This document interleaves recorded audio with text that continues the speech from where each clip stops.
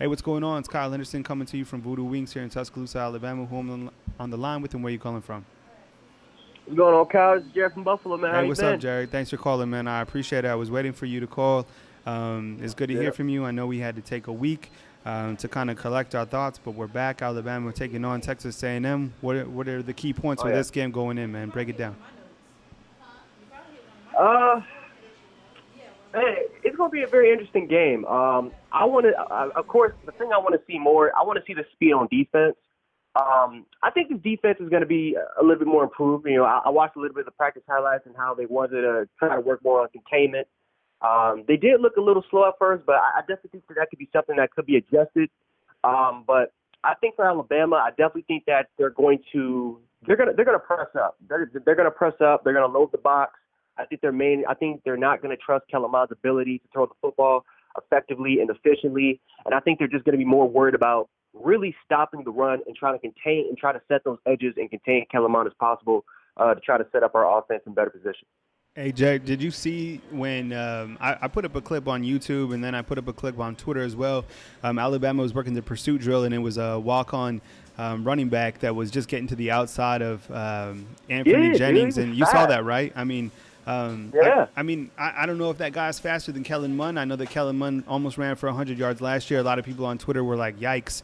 What was your take hmm on that? Granted, Raekwon Davis is 315 pounds and Anthony Jennings is 265 pounds, and they're faster than all of us. I mean, maybe that cat was just really fast, or maybe Alabama still needs to work on someone that can get to the outside to stop, perhaps a quarterback or a running back should they get out to the outside lane. Well, like at first when I saw it, I'm like, I was a little worried, but then I was like, well maybe they just put their fastest player out there. Maybe they just decided to like, what, let's see if we can try to get the fastest player we have out here and see what he can do because Kellen Mond, he's a 4 or 5 guy, maybe late 4 or 6 type of guy. He's a strider. But I think the guy in the video he was more quick footed, kind of like how Jalen Waddle is, just more quick. So. But it is a little bit of a concern because compared to previous years before, we had guys that no matter how fast you were, we could easily set the edge and we had the athleticism and speed to try to at least get there. I definitely think that that's where Dylan Moses being gone, that's where it sucks having him gone because he's a 4-4 guy, so he has the speed and the ability to really to be a sideline to sideline guy. And even though Kellen Mond will probably get his yards because he's a dual threat quarterback, he's not going to be blasting out for 10, 15, consistent 10-yard runs. That's something that Plumlee was able to do for Ole Miss last week was to continue to go outside the edge, even though that we knew the play was coming, Mm-hmm. but we just couldn't contain it because we just didn't have the speed.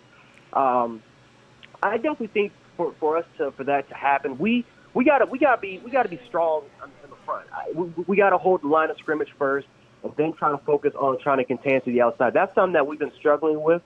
Really, South Carolina kind of exposed it, and then Ole Miss kind of exposed it. How they can pretty much move at the ball at will, move the line of scrimmage at will. So we have to try to contain that try to hold up that line of scrimmage, focus on containing it to the outside, and I think we'll be golden enough from there because they're not that good of a team. Yeah, I would agree with you. I think the only what equalizes this game a little bit is just the fact that it is in College Station and Jimbo Fisher is a really good quarterback. So, no, I'm hollering at my girls from Voodoo. No, we were getting the drum line over here on the show. It's all good. I think the great equalizer is the fact that, hey, what's up, little Joe? I see you on the chat box. I think the great equalizer is the stadium. I think College Station is going to be rocking. Jimbo Fisher is a very good coach. Him and Saban obviously have history. There's got to be some former assistant out there that has the key pad to beat Nick Saban, right? Is it Kirby Smart? Is it Jimbo Fisher?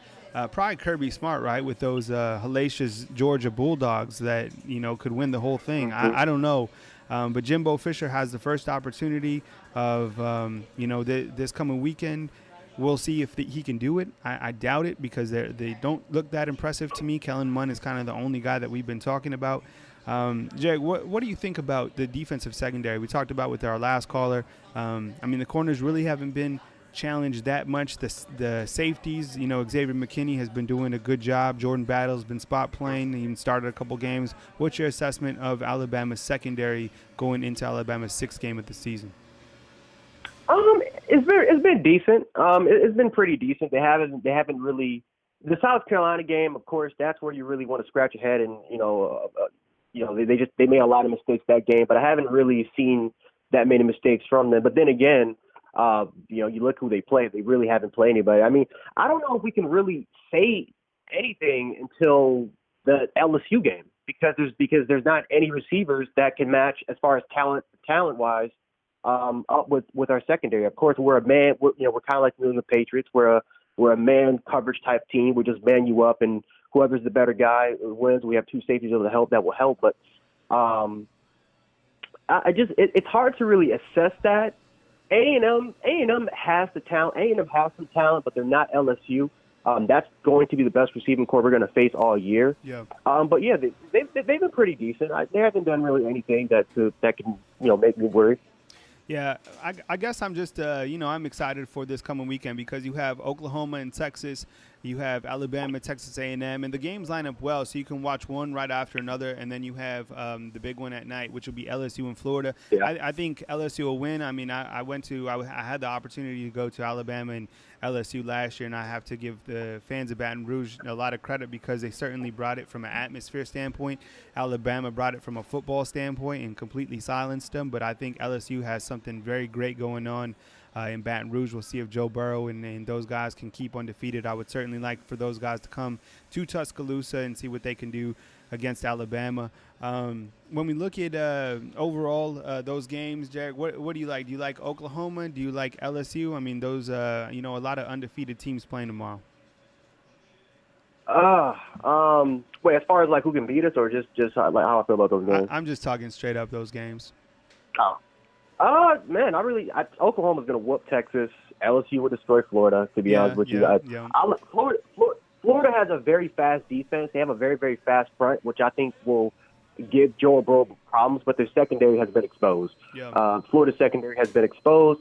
Texas, they can't cover anybody, and they're missing 2 of their best players in the secondary. I think Oklahoma will run all over them. I just think that Oklahoma they're going to build some things on their resume, but. Man, I wanted to ask you something, actually. I forgot what I wanted to ask you about. I wanted to ask you, what do you think about Landon Dickerson, he's playing center. I think Deontay Brown's playing right guard. Do you like that lineup compared to Chris Owens being the starting guy and Landon Dickerson being kicked out at that guard spot? Yes, I do. And I said this to the last caller. I think that Landon Dickerson, if he can show something this game, I think Alabama's first 5 will be set in stone for the rest of the season as long as those guys stay healthy. I think Landon Dickerson, he's big, he's nasty. I think he plays with the way that you're supposed to play as an offensive lineman. I think he has the athleticism. I think he has the knowledge. I think he has even the leadership.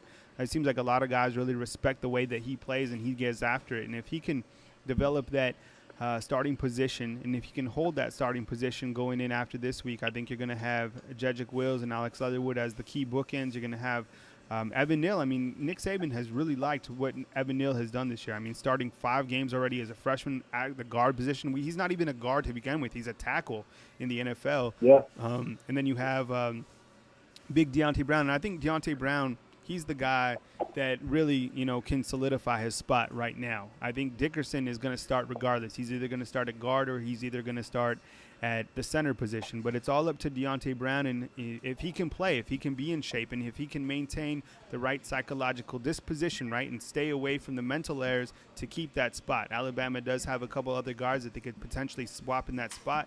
They could do Mil Ikior. They could do Matt Womack. They could rotate Chris Owens back to the center position and then swap Dickerson over to guard. So I think it's up to Deontay Brown to hold that spot, and if they do, that'll be Alabama's best front 5. Does that sound about right? Oh yeah. I really like the line. Of course, Deontay Brown is a mauler out there. Landon Dickerson. I like his leadership. I like his leadership. I like he's very nasty. He's feisty. He's not going to take crap for anybody. I've seen shots from the sideline talking to the offensive line. I like him as far as a leadership standpoint. I think that could definitely bring a big boost, especially to the offensive line, as far as being that fiery group that we were last year. Hey, I'm answering a couple questions on the comment box. Someone asked about Zach Evans.